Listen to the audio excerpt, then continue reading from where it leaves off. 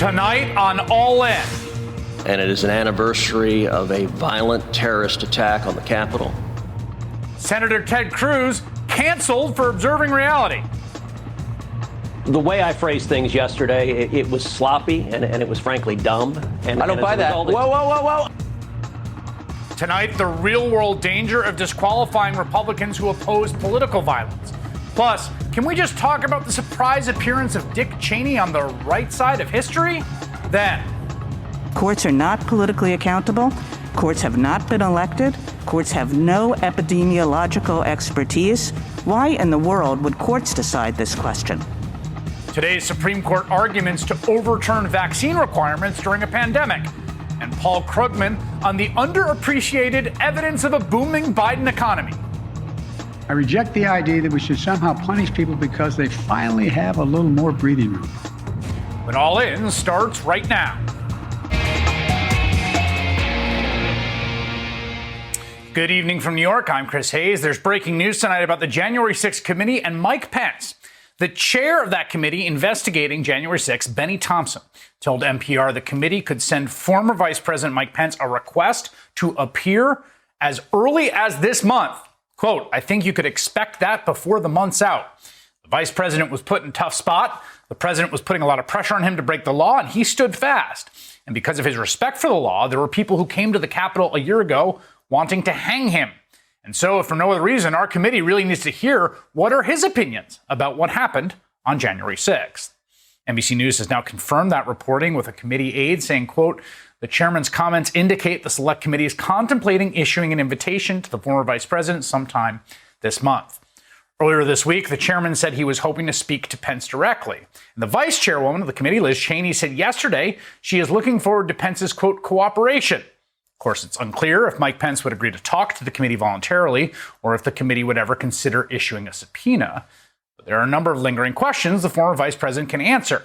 He was one of the few people with security detail on the 6th, and those agents can provide more information about what the White House knew about the threat of violence.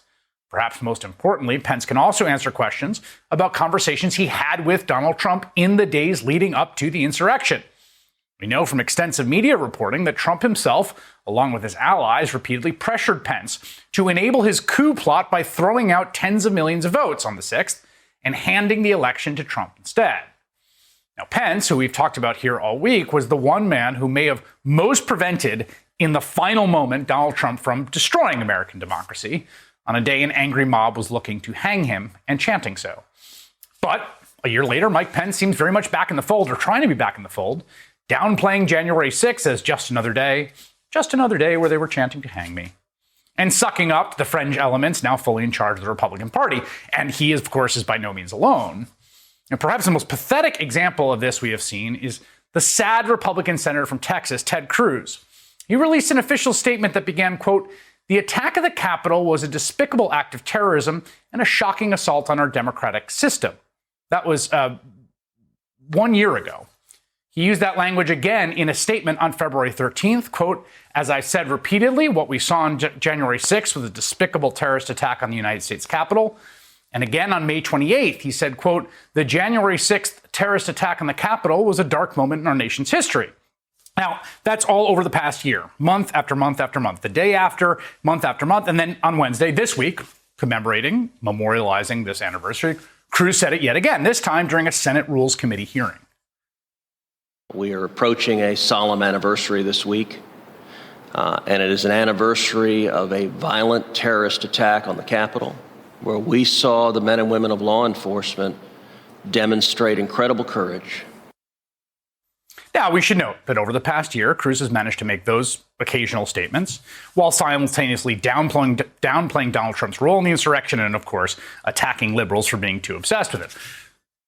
Of course, Cruz was also one of the key enablers and plotters of the coup on January 6th. The only reason that it had a chance of working was senators joining the House in objecting to electoral certification. And he led a group of senators planning to object to the electoral vote, voted to overturn the election results on that fateful day after the violent insurrection.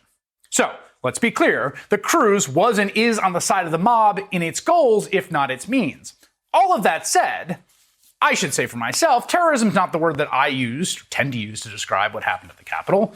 On the show, we tend to call it political violence or violent insurrection, which it was. But putting definitional questions aside, the important thing here about the rhetoric from Cruz and other Republicans when they engage in it is simply to draw a line between what is and is not acceptable in political conflict, right? What happened on January 6th was a mass mobilized violent attack. 5 police officers who defended the Capitol died in the following days and weeks. 150 officers were injured, with some sustaining brain injuries, one even being stabbed with a metal fence stake. The insurrection was one of the worst days for injuries for law enforcement since September 11th. There was also, let's remember, an attempted pipe bombing at the headquarters of the Democratic and Republican National Committees. In fact, a year later, no one has been apprehended in relation to those bombs. In fact, we just found out that Vice President Kamala Harris was inside the DNC headquarters on January 6th when the pipe bomb was discovered outside the building.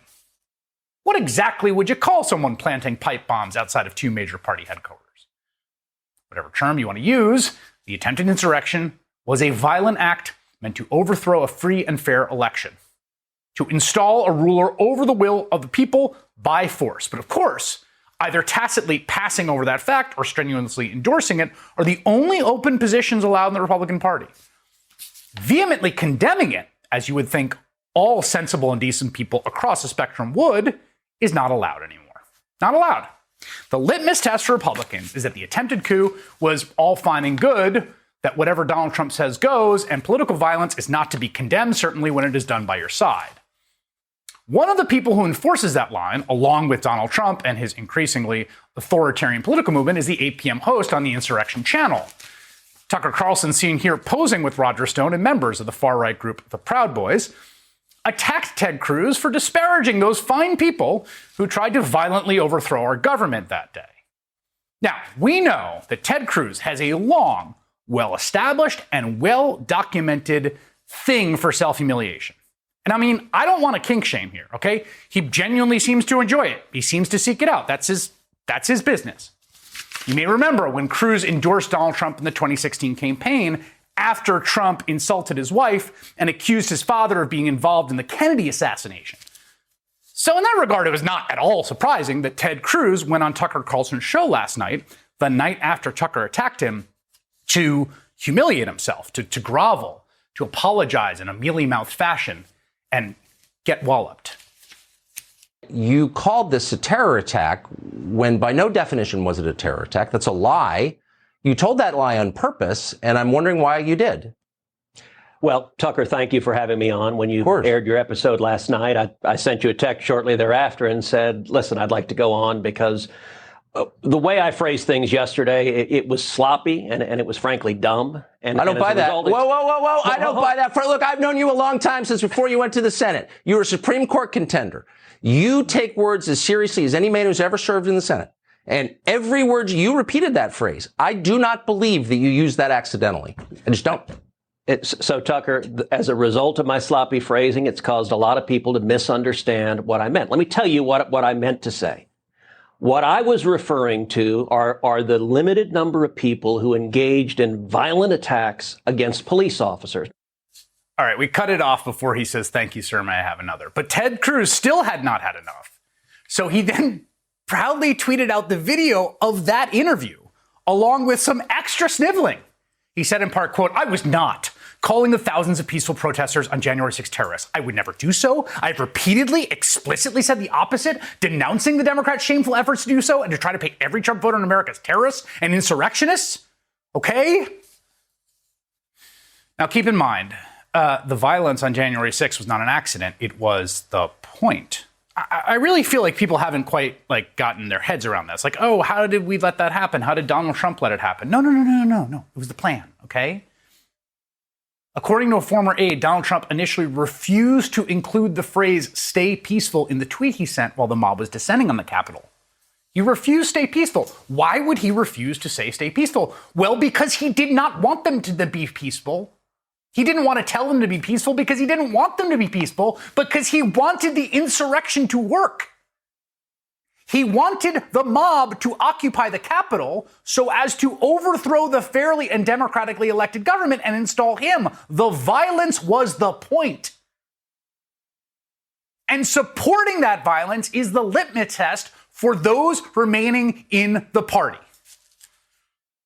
Democratic Senator Chris Murphy of Connecticut put it plainly in a tweet replying to Ted Cruz, quote, "The scariest thing about this is it's now 100% clear you can't win the Republican nomination for president if you oppose political violence." And he is right. We are seeing that play out all the time. This is not just high-profile Ted Cruz with his humiliation fetish, okay? Even at the lowest levels of the Republican Party. A Republican state senator in Wisconsin who had the audacity to say that the election was not stolen and to oppose a Republican phony investigation into the results, has now foreclosed the possibility of her future in the Republican Party. Today, she announced she is not running for re-election. She says she was not forced out, but one of the leaders of the election investigation recently called on her to resign. So, you do the math. No career for you. Opposing the big lie, opposing the insurrection, condemning political violence whipped up by Donald Trump, they are not allowed in the Republican Party. That's where they draw the line. Opposing political violence when your side is behind it and Donald Trump is in favor of it is not allowed.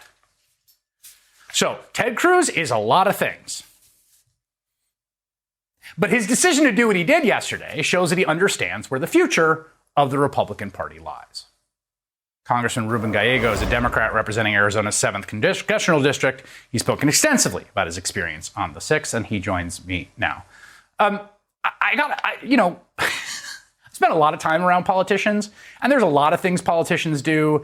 I think there's a lot of stereotypes in them that are unfair, that they're shifty, that they speak out of both sides of their mouths. They do one thing in public and one thing in private. They're ambitious and conniving. I've never seen anything quite like Ted Cruz in terms of embodying these. But what do you make of what he did?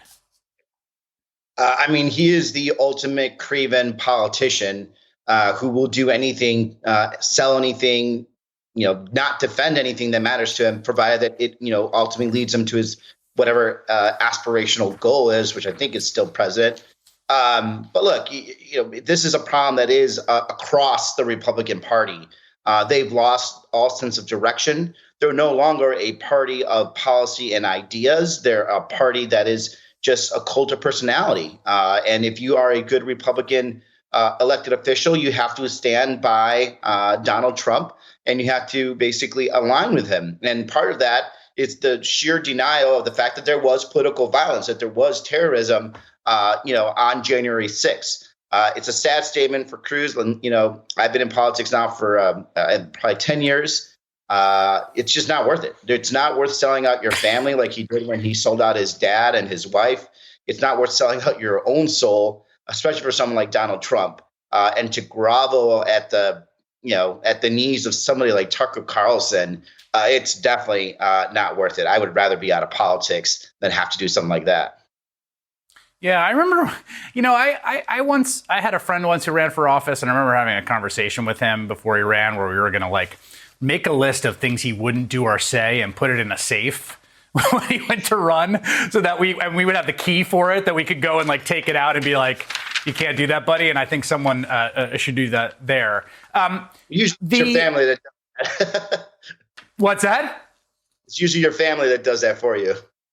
Yeah, or some sort of intervention. But your point here is, Cruz is a sort of ridiculous example, but this is the litmus test. I think what you saw a year ago was people felt like they could say this was horrible, and the Senate. I remember the Senate Republicans tweeted out this is not who we are. There's a lot of now. Granted, the majority of the caucus in the House that you serve with voted for the coup. Okay, but they could at least condemn the violence. Even that now. Condemning violence, and this seems to me an important thing if you're going to run a liberal democracy in which conflict is resolved through nonviolent means, even condemning the violence now is not allowed. Again, because the violence points directly at Donald Trump. It is a direct attack on Donald Trump. So if you're saying this was a violent coup, or if it was a violent act, you're basically saying that was pushed by Dear Leader. And when you can't attack Dear Leader is perfect, right? So that's what's happening right here. This all points back to the cult of personality that is surrounding Donald Trump. And it is being reinforced by the unified media messaging that they have there through Fox News, through their particular blogs, Telegram lists, WhatsApp lists, and what's happening more and more is that because these decisions are being made in primaries, the Republican Party is becoming even more extreme because moderates are just leaving the Republican Party and not participating in primaries. So this thing is going to keep evolving. The way you stop this, the way we've seen it push back here in Arizona, is you have to start giving them electoral losses and prove to the point where extremists can't win. And then hopefully there is some type of fixing. Now, the problem that you have here is that Donald Trump controls the message and the money of the Republican Party. So it's going to be very difficult for them to do that until Donald Trump is defeated one more time. So Cruz is one figure. Kevin McCarthy strikes me as a somewhat similar figure. I mean, he has gone from, I think, saying the president bears responsibility to, going and kissing his ring, and now essentially, go ahead. I mean, Kevin McCarthy is Ted Cruz, but just not as smart. So he's the dumber version of Ted Cruz. Still an empty shell of a human being, just as craven as a politician, but just not as smart. But he'll do anything to become Speaker of the House. He'll align himself with QAnon crazies, Matt Gaetz, who is, pretty close at some point to hopefully being indicted for being a pedophile. This is the type of person that he is, and he'll do it because he wants that title as Speaker of the House. And, he's just, again, the dumber version of Ted Cruz in the House. What is your judgment of Mike Pence and all this, who it looks like the committee is going to ask to speak to voluntarily this month? Look, I think Mike, former Vice President Pence needs to understand he's not going to be president. He's not going to win a primary because Donald Trump is never going to support him. And so he should, go and follow up on the integrity he showed on January 6th. I was on the floor on January 6th. I waited till the final vote was done, and I went up and shook his hand. I've disagreed with him a lot, but that day he showed some integrity, and I was going to commend him for that. He should solidify his reputation, and if anything, cleanse his reputation from being so aligned with Donald Trump. That's exactly what I would be doing. Sorry, I have a little guy that just popped in. Oh, good. Oh, we're big fans of little guys. Hey, buddy. Good. I can have dessert after this. Good. You just offered good advice, and for any children within earshot about how to conduct yourself, Congressman Ruben Gallego. Thank you for your time. Thank you for your time too. You don't have to be that old to remember the pretty dark legacy that Dick Cheney earned during his tenure in the Bush administration and the less than flattering nickname that went along with it. Vice President Cheney came up to see the Republicans yesterday. You can always tell when the Republicans are restless because the vice president's motorcade pulls into the Capitol and Darth Vader emerges. Kind of an amazing turn to see people like Nancy Pelosi embracing Darth Vader on the floor of the House last night. I had the perfect guest to talk about Dick Cheney's stunning appearance on the right side of history next. Roseanne Boyland was 34 when she died at the Capitol on January 6. 3 days later, I learned she was from my hometown. From MSNBC, I'm Ayman Mohyeldin, and this is American Radical, the story of how one woman became a foot soldier in one of the most dangerous movements in America. It happened so quickly, just going from being a totally apolitical person to dying for Trump on January 6th. American Radical, the newest MSNBC original podcast series. Search for American Radical wherever you're listening and follow.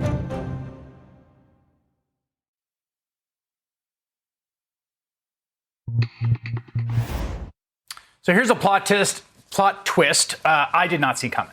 In the season 5 finale of this national nightmare, ahead of the 1-year anniversary of the January 6th insurrection, Karl Rove, the Republican architect of George W. Bush's political success, wrote an opinion piece in the Wall Street Journal on the Republicans' January 6th responsibility. In it, he writes, quote, "To move beyond January 6th, 2021, we must put country ahead of party. There can be no soft pedaling what happened, no absolution for those who planned, encouraged, and aided the attempt to overthrow our democracy. Love of country demands nothing less. That's true patriotism." Okay. The twists do not end there, though. Yesterday, as the House commemorated the 1-year anniversary of the insurrection with a moment of silence, The only Republicans on the floor observing the moment were Congresswoman Liz Cheney of Wyoming and her father, former Vice President Dick Cheney. As they made their way around the Capitol, Vice President Cheney was asked his thoughts about the Republican response to the insurrection. It's a bit hard to hear, but you can follow along with the subtitles. Thanks, guys. Republican leadership's handling of this, of the reaction to January 6th. It's not a leadership that resembles any of the folks I knew when I was here. All right. Guys, give them some everybody, thank you very much. Appreciate it. Hey, come on, guys. We need some space. Thank you. Thank you. My daughter can take care of herself. Dick Cheney, Karl Rove back in surprise appearances as our democracy hangs in the balance. So what do we make of these former Republican leaders with, I gotta say, truly vile pasts, trying to step in as the moral conscience for the Republican Party? Bart Gellman is a staff writer for The Atlantic who literally wrote the book on Dick Cheney in 2008, which is titled Angler, the Cheney Vice Presidency. Now covers democracy and the threat to it for The Atlantic, and he joins me now. My first thought was about you, Bart, because I read your book right when it came out. It's a fantastic biography. And I had been thinking, watching Liz Cheney, like, where's the old man on all this? And we got our view. What do you make of his appearance yesterday? Well, the first thing you got to say is he's a really good dad. I mean, he's there as the father supporting his daughter. Now, it happens to be that they both had been minority whip of the House of Representatives, and he's been standing back, watching her career and letting her do her thing. I think it's clear he loathes Donald Trump, and he did a lot of things that were terrible for the country. He made a lot of big mistakes, but they were always sincere. He's an ideologue. He's a zealot, but he truly believes what he's saying, and he truly believes in the virtue of what he's doing. And one of the things he believes in, apparently, is the Constitution. In fact, one of his final acts as vice president was to go to the USS Constitution up in Boston, the old wooden fighting ship, and swear in some Navy seamen for re-enlistment. And he had them do the oath right there with him. He's there for his daughter. I don't know whether he or she think that she has a way back politically, having made the stand she's made. But they're standing up with it.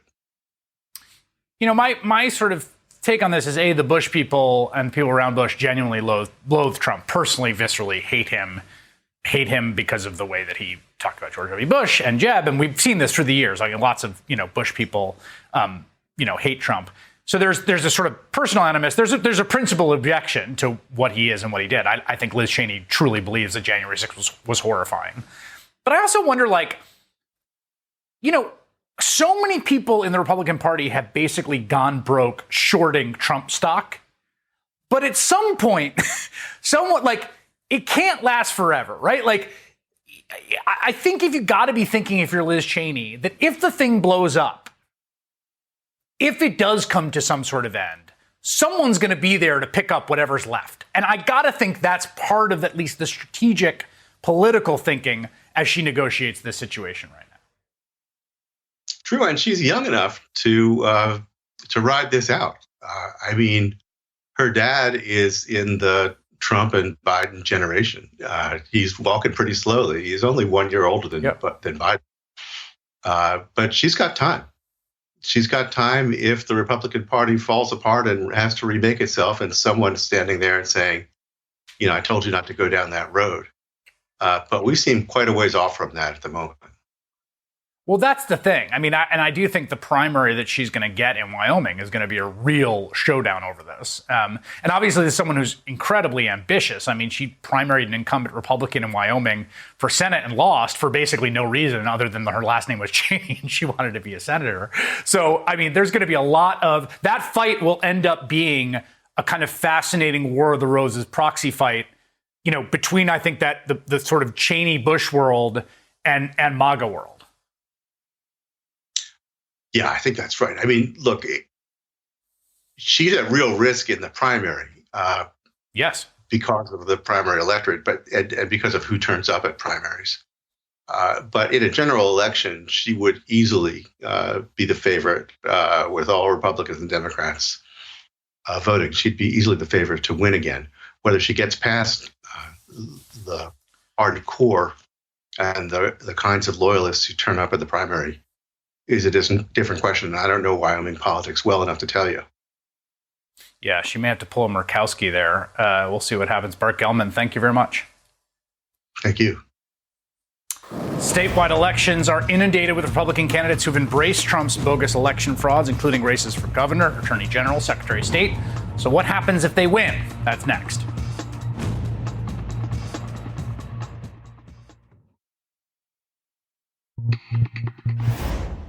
There's now a concerted effort underway right now to co-opt elections at the local level across the country.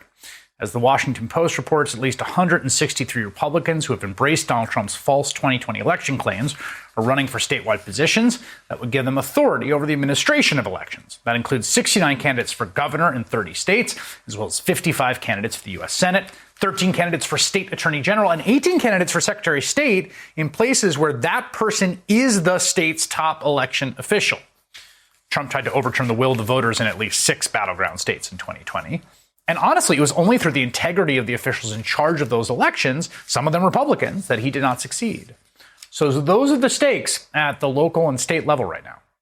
I'm joined now by officials on the front lines of 2 of these vital battleground states, Jocelyn Benson, the Secretary of State of Michigan, and Josh Kaul, the Attorney General of Wisconsin. And Josh, let me start with you with what's going on in Wisconsin, which has not quite gotten the amount of national attention as the ridiculous fraudulent audit that happened in Arizona.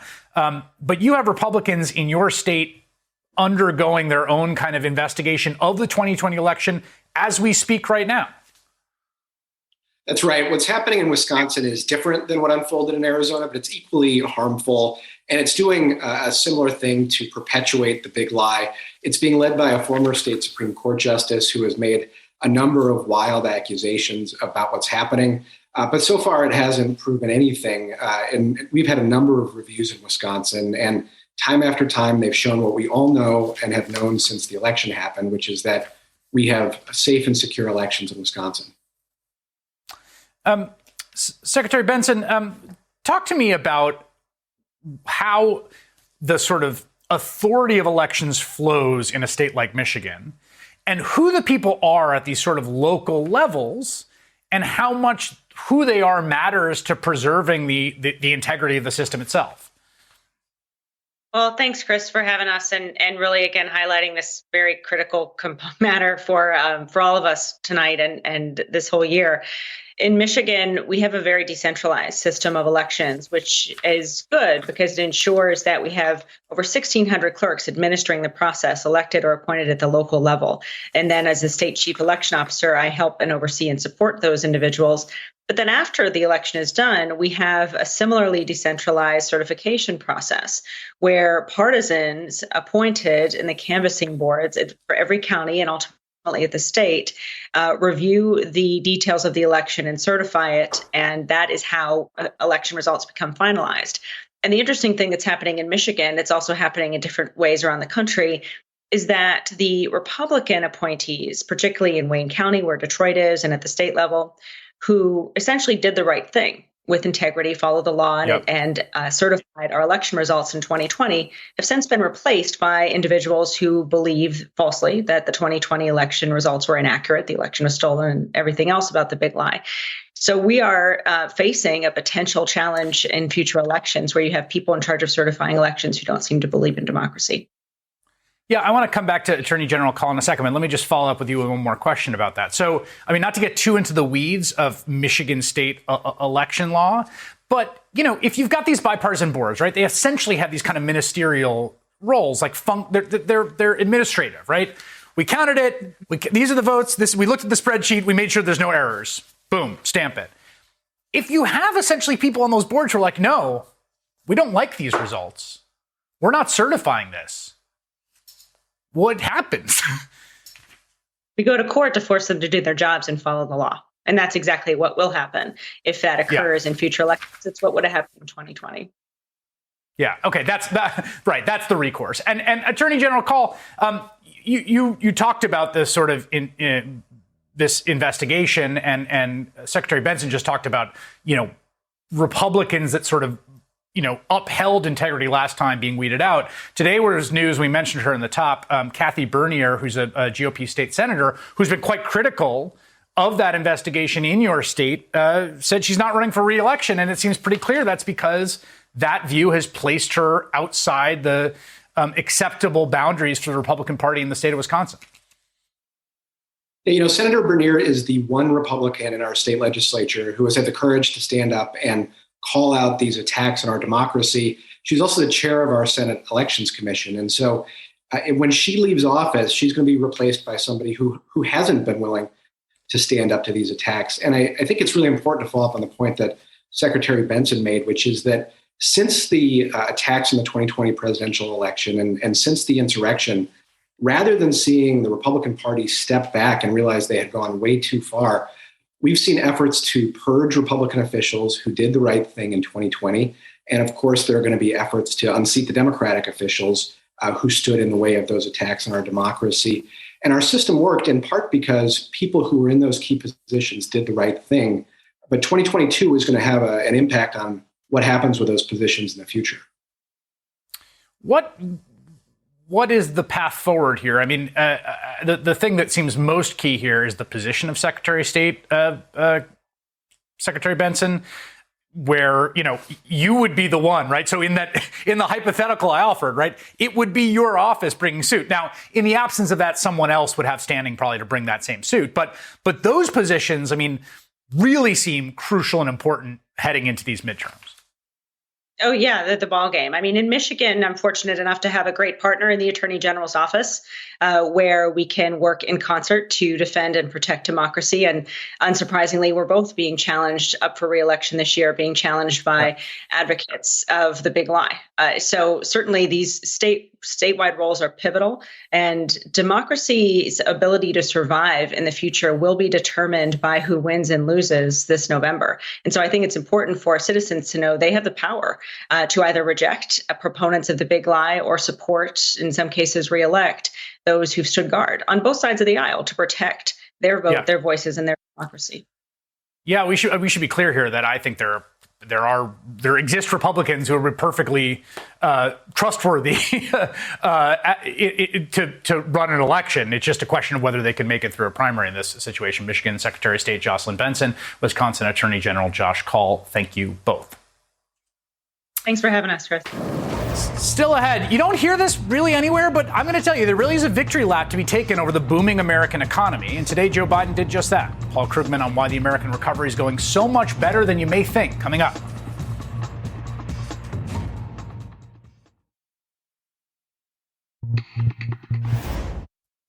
Two of the most morally indefensible aspects of the political right during the COVID pandemic have been its increasing celebration and embrace of anti-democratic methods and means, and its nihilistic vaccine skepticism and outright denial. Both of those traits on full display today when Donald Trump's 6-3 Supreme Court heard oral arguments on Biden's vaccine mandate for large employers.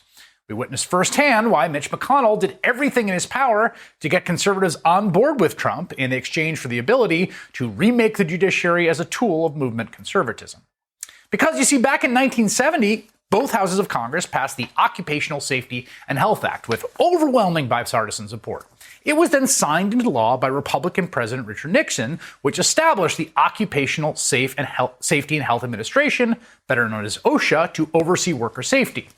And according to the law, OSHA, quote, shall declare an emergency temporary standard to take immediate effect if employees are exposed to grave danger from exposure to substances or agents determined to be toxic or physically harmful, or from new hazards, and that such emergency standard is necessary to protect employees from such danger.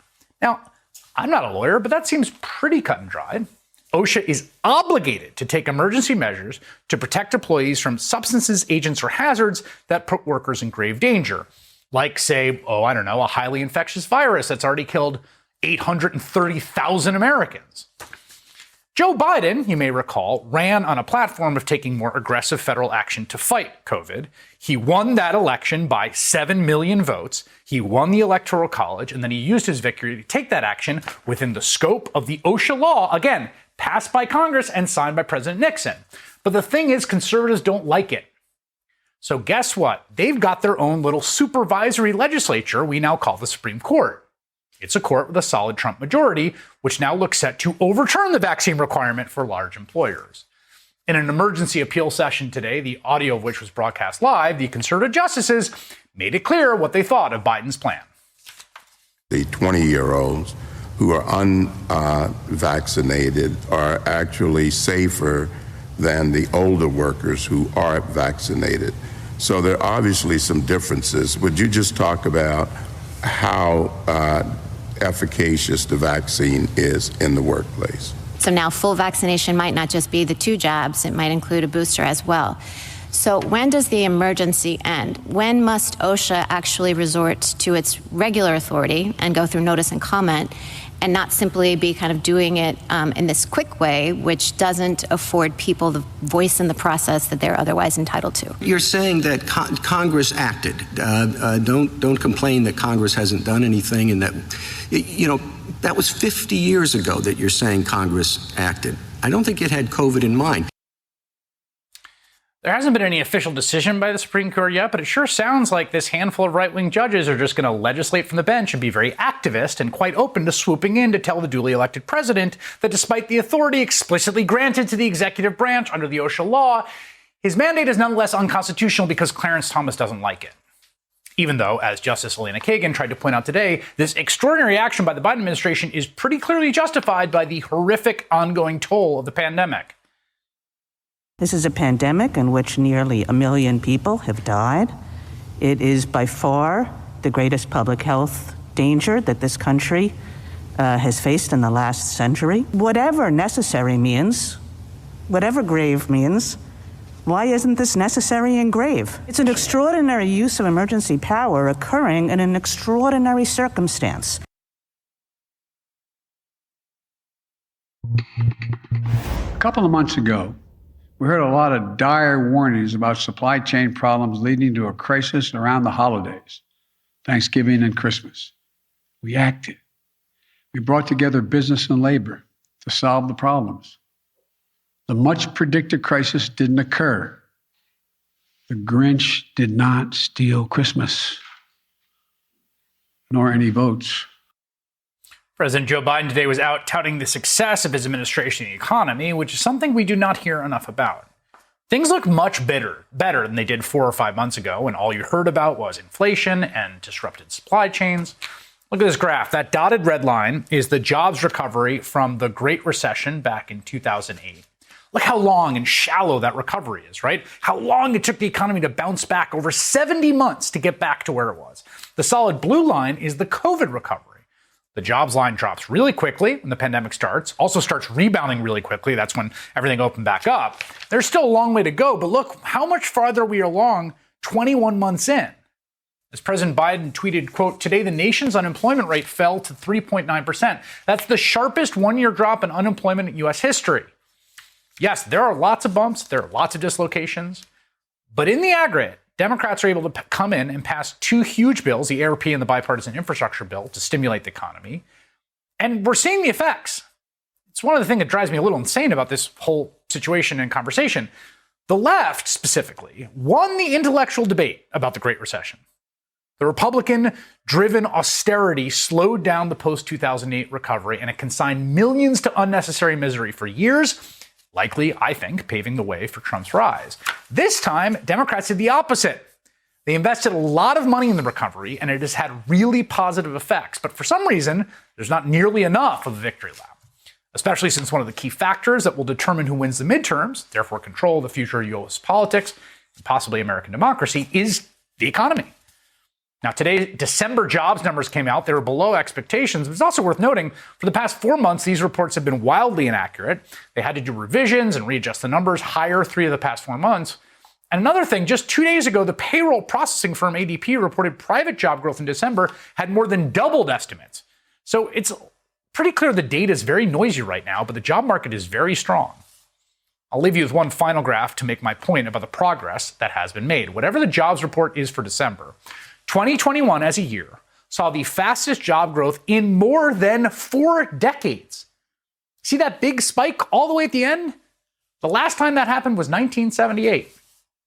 Paul Krugman is a Nobel Prize-winning economist and opinion columnist from the New York Times, where he recently wrote a piece titled "Don't Tell Anyone, but 2021 was pretty amazing," and he joins me now. On the economy, I agree with you, and I feel like it's a bizarrely under-articulated view. Why do you think it was pretty amazing? Well, I mean, look, we've become accustomed to these long, slow, jobless recoveries. And it took a long time to dig out of the hole from each of the past 3 recessions. And this time we came out really fast. I mean, we are, by a number of measures, we're pretty close to where we were before the pandemic hit. Unemployment is back below 4%. Prime age employment is not quite back to where it was, but it's back to what it was in 2018, which I don't remember people calling a bad year. So, yeah, I mean, if you were, and this is not, I mean, some of us did suspect that this was going to be a fast recovery, but the average forecast was for something much more sluggish. So this should be considered, hey, we faced the greatest economic blow, certainly since the oil crises, possibly since the Great Depression, and we bounced back from it in almost no time, as these things go. There's a bunch of indicators. I mean, you saw household wealth in the bottom 50% increased measurably. The amount of savings that Americans had, particularly in the bottom half of the distribution, increased as well. We have the most competitive job market we've probably ever seen in our lifetime, with records of what's called quits, which is people leaving work, usually to go pursue other jobs. And yet you poll people on the economy and they're like, I don't like it. How do you square that circle in your mind? Okay, first, inflation is a real thing. Let's admit that. Yes, and, people do look. A lot of people's wages have not kept up with prices. The inflation was probably unavoidable. It's hard to see, given all of the disruptions, the lingering effects of the pandemic. The only way to not have had inflation would have been to really screw up this jobs recovery, which would have been a bad deal for everybody. So that's the real part. The other thing is there are 2 kinds of questions that you get in surveys. One is, how is the economy doing? And the other is, how are you doing? And when you ask people, how are you doing, by and large, they say, fine. When you ask people about their personal financial situation, you ask them, how are they doing compared with the way with 5 years ago? Those are all looking pretty good. You ask them about the economy, they say it's awful.